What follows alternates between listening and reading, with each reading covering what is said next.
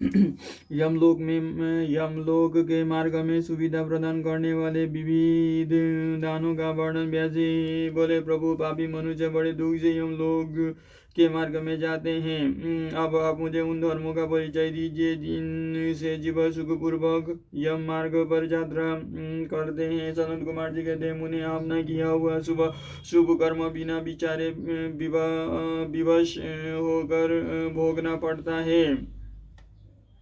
अब मैं उन धर्मों का वर्णन करता हूँ जो सुख देने वाला है। इस लोक में जो श्रेष्ठ कर्म करने वाले कोमल चित्त दयालु पुरुष है, वे भयंकर यम मार्ग पर सुख से यात्रा करते हैं। जो श्रेष्ठ ब्राह्मणों को जूता और खड़ाऊ दान करते हैं, वो मनुष्य विशाल घोड़े पर सवार हो बड़े सुख से यमलोक को जाते हैं। छत्र दान करने से मनुष्य उस मार्ग पर उसी तरह छाता लगाकर चलते हैं जैसे यहाँ जाने छाते वाले लोग चलते हैं। शिवी का दान करने से मनुष्य रथ के द्वारा सुख से यात्रा करते हैं। साया और आसन का दान करने से दादा यमलोक के मार्ग में विश्राम करते हुए सुख पूर्वक जाता है। जो बगीचे लगाते और छाया द्वारा वृक्ष का आरोपण करते हैं अथवा सड़क के किनारे वृक्षारोपण करते हैं, वे धूप में भी बिना कष्ट उठाए यमलोक को जाते हैं। जो मनुष्य फुलवाड़ी लगाते हैं, वे पुष्पक विमान से यात्रा करते हैं। देव मंदिर बनाने वाले उस मार्ग पर घर के भीतर क्रिया करते हैं। जो यतियों के आश्रम का निर्माण कराते हैं और अनाथों के लिए घर बनवाते हैं, वे भी घर के भीतर क्रिया करते हैं। जो देवता अग्नि गुरु ब्राह्मण माता और पिता की पूजा करते हैं, वे मनुष्य स्वयं ही उचित हो अपनी इच्छा के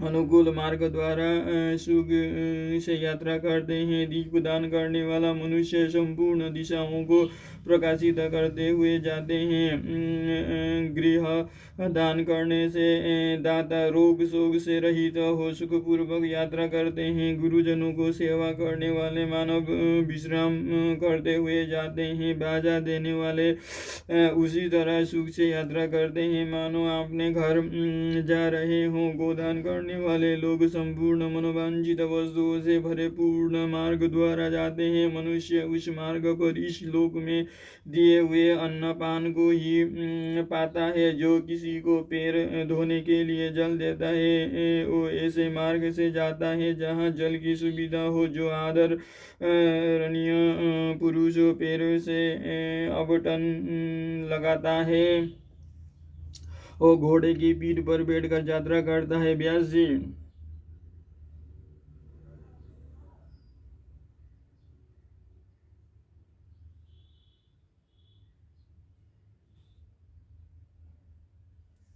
व्यास जी जो पाद्य अभ्यंग अंगराध दीपक अन्न और घर दान करता है, उसके पास यमराज कभी नहीं आते। सुवर्ण और रत्न का दान करने से मनुष्य दुर्गम संकटों और स्थानों को लांघता हुआ जाता है। चांदी गाड़ी ढोने वाले बेल और फूलों की माला दान करने से दाता सुखपूर्वक यमलोक में जाता है। इस तरह के दानों से मनुष्य सुखपूर्वक यमलोक की यात्रा करते हैं और स्वर्ग में सदा भांति भांति के भोग पाते हैं। सब दानों में अन्नदान को ही उत्तम बताया गया है, क्योंकि यह तत्काल तृप्ति प्रदान करने वाला है, मन को प्रिय लगने वाला तथा बल और वृद्धि को बढ़ाने वाला है। मुनि श्रेष्ठ अन्नदान के समान दूसरा कोई दान नहीं है, क्योंकि अन्न से ही प्राणी उत्पन्न होते हैं और अन्न के अभाव से ही मर जाते हैं। अतएव अन्नदान से महान पुण्य बताया गया है, क्योंकि अन्न के बिना भूख की आग से तप्त हुए समस्त प्राणी मर जाते हैं। अतः अन्न की ही सब लोग प्रशंसा करते हैं, क्योंकि अन्न में ही सब कुछ प्रतिष्ठित है। अन्न के समान दान न तो हुआ है और न होगा। मुने यह संपूर्ण जगत अन्न से ही धारण किया जाता है। लोक में अन्न को बल कारक बताया गया है, क्योंकि अन्न में ही प्राण प्रतिष्ठित है। सर्वोसामेव दानानामन्न दानं परं स्मृतं सद्धं प्रीतिकरं हृद बलबुद्धि विवर्धनं नान्नदान समं दानं विद्यते मुनिषत्वम् अन्नाद्वन्दी भूतानि तदभावे म्रियन्ति च अत एव महत् पुण्यमन्नदाने प्रकृतितं तथा क्षुधाग्निना तप्तां म्रियन्ते सर्वदेहिनाम् अन्नमेव प्रशंसन्ति सर्वमन्ये प्रतिष्ठितम् अन्नेन सदृशं दानं न भूतं न भविष्यति अन्नेन धार्यते सर्वविश्वं जगद्धितमुने अन्नमूर्जस्करं लोके प्राणाहान्ये प्रतिष्ठितम्। प्रातः हुए अन्न की कभी निंदा ना करे और किसी तरह उसे फेंके ही। कुत्ते और चांडाल के लिए भी किया हुआ अन्नदान कभी कष्ट नहीं होता। जो मनुष्य थके मांदे और अपरिचित पथिक को अन्न देता है और देते समय कष्ट का अनुभव नहीं करता, वो समृद्धि का भागी होता है। महामुने जो देवताओं, पितरों, ब्राह्मणों और अतिथियों को अन्न से तृप्त करता है उसे महान पुण्य फल की प्राप्ति होती है। अन्न और जल का दान शूद्र और ब्राह्मण के लिए भी समान रूप से महत्व रखता है।